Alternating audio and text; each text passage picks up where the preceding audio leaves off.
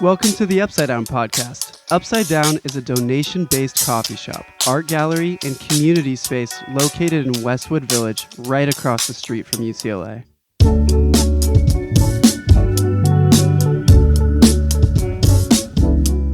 We are owned and operated by a nonprofit organization called Jews for Jesus. On this podcast, you will hear anything from an interview with one of our barista staff, one of the artists exhibiting artwork in our cafe, or some of the content of our community events in the space. I'm Ben, and I'm one of the managers of Upside Down and one of the hosts on this podcast. And I'm Rachel, and I'm the media assistant for Upside Down and also one of the hosts on this podcast. We hope that you'll come visit us here at the cafe. Or you can visit us online at upsidedown.com. Now, let's get into the podcast. Hey guys, and welcome back to the Upside Down podcast. Woo! Yeah. I'm super excited about this episode. My name is Rachel. I am Ben. And we are the hosts of this podcast. And this is actually our first time together on camera. Oh, it is? Yeah. Well, I interviewed you, but first time a host. Yeah. We did an audio podcast back in like February, but this is our first time like actually being on camera. That's together. crazy. I didn't even think about that. Yeah. Here we are. Here we are. And I'm super excited about this podcast because we are diving into new beginnings and what that means and what that looks like, kind of in honor of Rosh Hashanah that is coming up, which if you don't know, Rosh Hashanah is like the Jewish New Year. So it's all about like looking back at your year and seeing what you've accomplished and the things that you want to accomplish and how you can step into this new season of your life. Basically like a clean slate. So we're going to be talking all about that. Yeah. And to our left, and if you're listening, you're just going to hear his voice, but we're here with our artist in residence, Jake Rosen. Woo! It's good for us to be here. It is. Indeed, it is. Oh, Jake, I'm so glad. I have never been with you on the podcast, so this is another first. It'll be fun. I'm a little excited, Yeah. little jittery, but I think it's going to be okay because I love you guys and I know that the feeling is mutual. Yes. Right? Yeah. 100%. So Right. imagine if we were like, Assure me. yes, That was a 100%. Yeah, we love Jake. Jake's worked at Upside Down now for about 2 years. Since May 1, 2023, about 2.5 years. Wow. Yeah. So exciting. He's a very talented artist. He did an art show a few months ago about his mom who was in the Holocaust and she survived, and he had a whole exposition. What's the word for that? Exhibition. Exhibition. I got you. Yes, thank you. Had a whole exhibition about that, and that was really cool. Yeah. Yeah. Wow. It's a whole teamwork operation. We got back from touring Missouri and Illinois, where we're from, and the show was up, and it was gorgeous. You guys did a great job. I loved it. Yeah, it was super cool. So, Jake, I think you're the perfect person to talk about new beginnings because the other day you just like haphazardly said to me, or just casually said to me as I was walking by, like, yeah, I lived in St. Louis my whole life and then we just moved here and completely started over. And I didn't think about it in that moment. I was like, oh yeah, he moved. And then when we were, Rachel and I were talking about Rosh Hashanah and talking about New Year's and just changing seasons, I was like, oh, Jake just offered up right there that he's at a very new season that he's in. So I guess the first thing I want to ask you is, what are ways that you mark new seasons? Do you have things that you do? And this could be changing of seasons such as like summer to fall. It could also just be different life stages or big moves, however you want to interpret it. But are there things you do to commemorate leaving one season and starting a new one? Well, actually, we went from a place with spring, summer, winter, fall to LA, and you guys, No you seasons. guys, yeah, Two I seasons. was really surprised when we first got here Mm-hmm. that it was actually really kind of cold. Yeah. Yeah, and that shocked me particular too. year was very cold, you Mhm. know. So, and we didn't have our furniture for a couple of months. Mm. So we were waiting for it to come. it was really kind of rough. The whole being dislodged from St. Louis, where we had gotten pretty comfortable in our different, ways of doing things, and sold our house and everything. Bought a car, sold our 2 cars. It was crazy. Wow. And we drove across the country and showed up here and expected to have that furniture the next morning. No. Wow. And it took months? What? It took months to get there? Yeah, well, it's moving. I think moving companies are kind of they have a kind of a reputation for a little bit being a little shady, you know. So I don't know. Anyway, they had their reasons, and we were swooped when we got here. Within a week, we were in New York. So it's like, we kept missing each other. And, yeah. Is there anything that you do to like shed the old and grow into the new? Well, for this particular trip, we had I was pastoring a church and a Messianic congregation, and there were a lot of responsibilities. I mean, even relationships.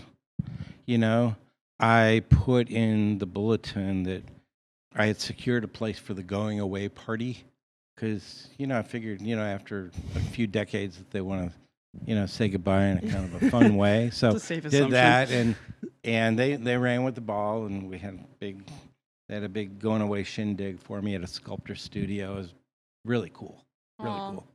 And so all the goodbyes were really important, and just knowing that I was leaving the place in a good state, and I was and I wasn't, because I was one of 3 pastors at one point, and then it was 2, and then I was the only one for a little while, and then we brought on a younger pastor, and we had him for 3 years. He was amazing. We were like DeVito and Schwarzenegger, I'm kind of short, and he was young. He was 38, and when he died, he was 41. Wow. Yeah. So we were all grieving all that, and in the wake of all that, that's when we started to look around, and one thing led to another, and we ended up going with Juice for Jesus with the blessings of the congregation. Wow. That also just sounds like a lot of uncertainty. Like, how did you find comfort knowing that things were going to be uncertain? Well, I'm kind of a little bit been there, done that. I mean, we've seen a lot of things. We've seen God bring us through a lot of things. Whether it's a sickness or life is full of unexpected twists and turns. A month after we were married, my brother died. And that was pretty rough. And I had to go across the state and figure out how to put his stuff together and bring it back. And he was 30. Wow. So, and other, I don't want to go too dark with you, but, but at the same time, God, brings new things, and, you got death, and then, a year later, towards the end of that year, our first son was born, and that was that's huge, a new huge beginning. light, a new beginning, and just having, those things switch you up. You're about to get married. Yeah. I understand, right? Mazel. and when you get married, you've got a whole new thing going, you change, you become a different person. And when you get when you get a baby in your family, that's a new thing. Yeah. Anyway, it's so God has brought us through many different. Even though I was in St. Louis when I was 4 months old. We were refugees, and from then on, I was pretty much in St. Louis. I moved to New York for art school for a while, and we'd come out here to when we were doing seminary for the summers with our kids. But for the most part, we've been in St. Louis, and getting dislodged was a big deal. We had to sell our house. We had to get it ready. We'd been in that house for over 33 years. Basement, sold it. Now we have a 1-1, and there were so many different things that God helped us through in order to do that. But coming here into this community, it's like we had this community all set up. Of course, we lost some of the people, but we gained new ones. Rachel just kind of joined into this community, but it's wonderful, Yeah. And life keeps, in a lot of ways, keeps getting better. Although there's the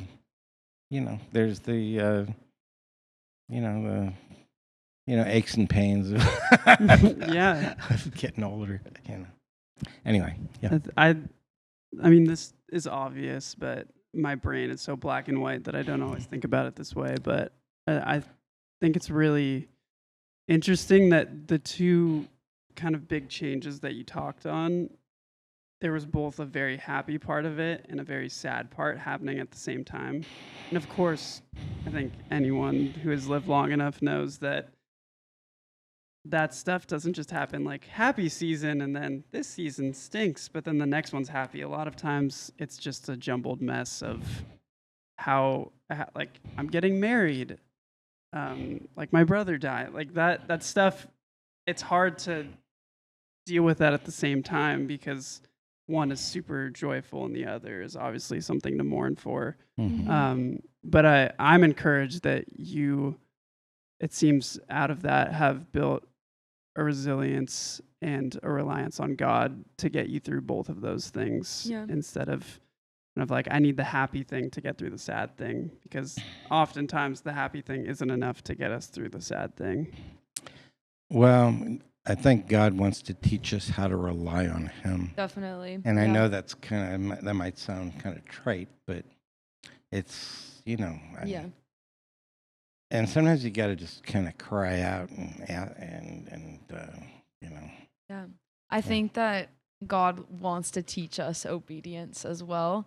And so our life can't just be this like straight line, everything's good. Like, I think He allows tribulation to happen so that we are kind of forced to rely on Him. And I'm sure that you learned a lot from that season of your life when you were kind of forced to trust in the Lord. But look how much good fruit came out of it. Yeah. It's sometimes it gets hard to be dislodged from a place that you're used to, and sometimes different things kind of push you in a way that it's where God's got a way of helping us, nudging us into the place that He wants us to be. So it's not all on us, I don't think. Yeah, I agree. To come up with it or whatever. No, He is able. He's able to communicate to us.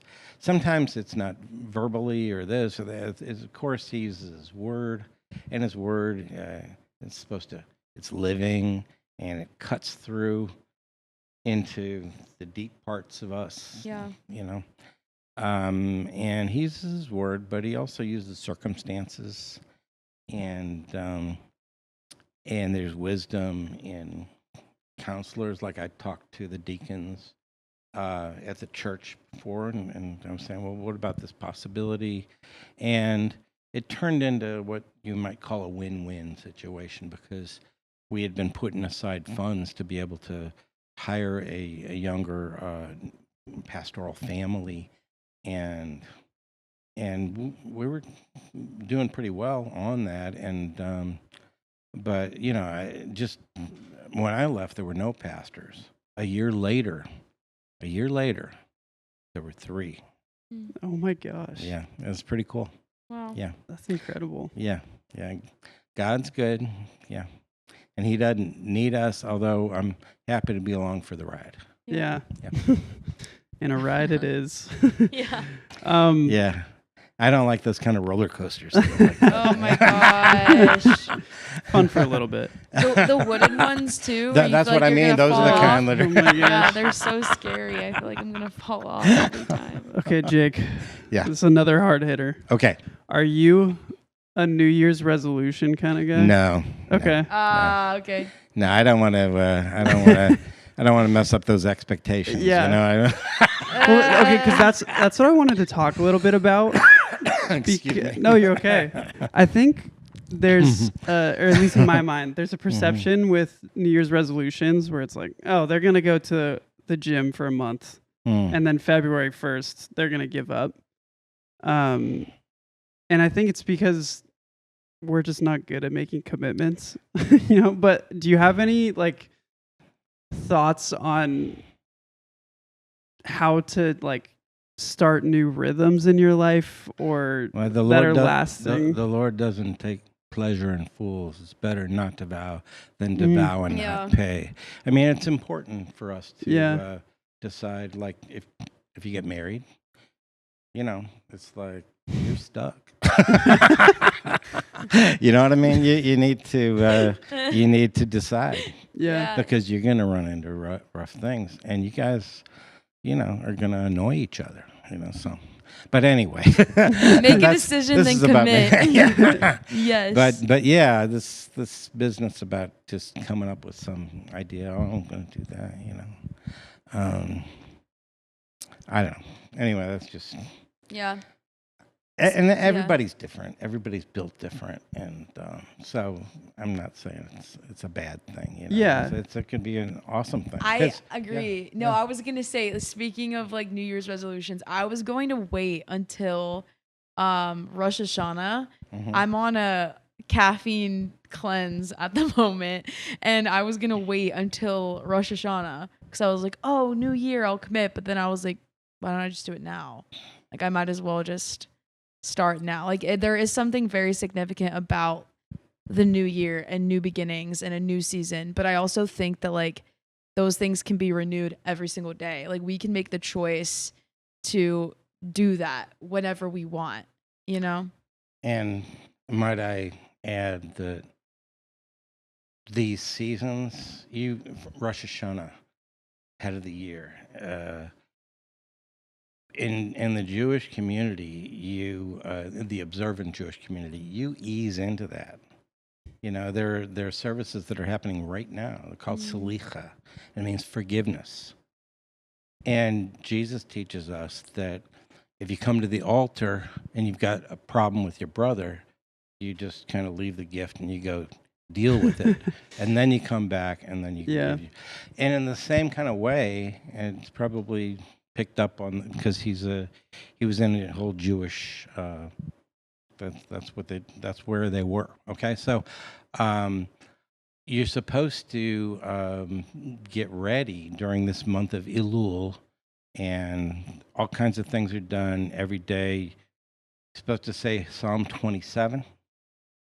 Yeah. And that starts, the Lord is my light and my salvation, whom shall I fear? The good one. That's kind of cool because you don't want to be afraid. So if you're going to go into the unknown, step into something new, it's good to not be afraid and to get God's word on it and stuff. So, but the Salicha service means forgiveness, and I think as we live, you can accumulate problems in your relationships and that are not dealt with, and maybe you forgot about it, but the other person didn't. Or I hate getting I think people call it ghosted these days, but you get cut off. Yeah.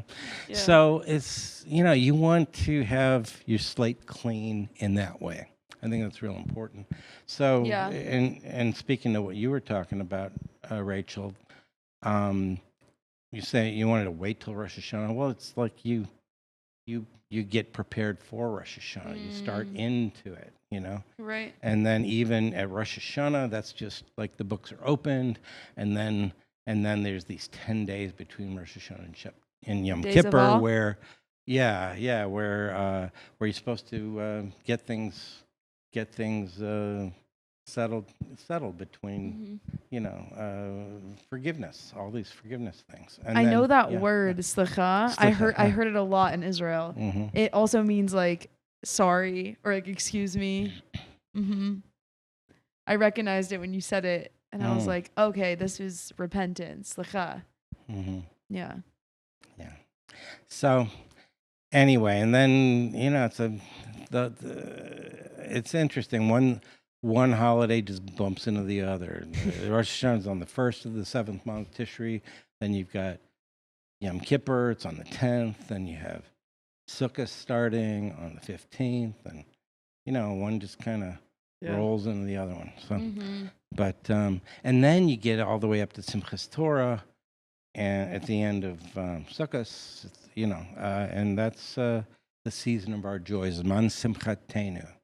So you go through all this stuff, and you're going to joy, and we're told in the book of Hebrews chapter 12, it says that we're supposed to look away to Yeshua, to Jesus, the author and finisher of our faith, who for the joy set before him endured the cross, despising the shame. Now he's sat down at the right hand of the throne of God, and we're supposed to be looking at that and emulating that and utilizing faith like he did. I mean, think about it. That's something So I don't want to good. think about. Just going through these, talk about a hard thing. Yeah.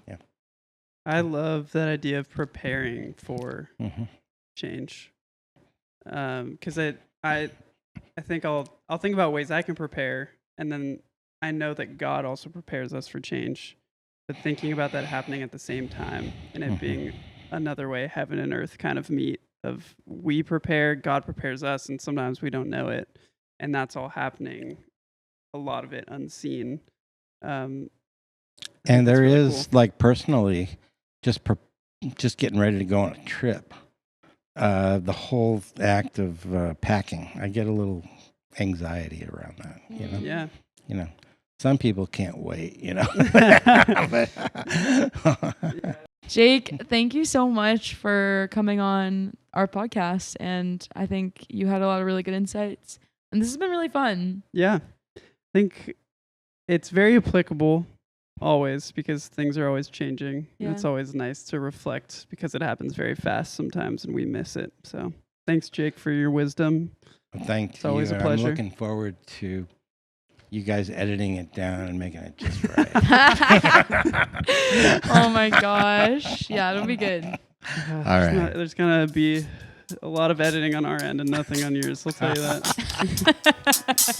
Well, everyone, thank you so guys. much. Thanks, guys. We'll see you next time. Peace. Peace. Thanks for tuning in to the Upside Down podcast. If you have questions for us, you can email us at hello@upsidedown.com. Thanks for listening.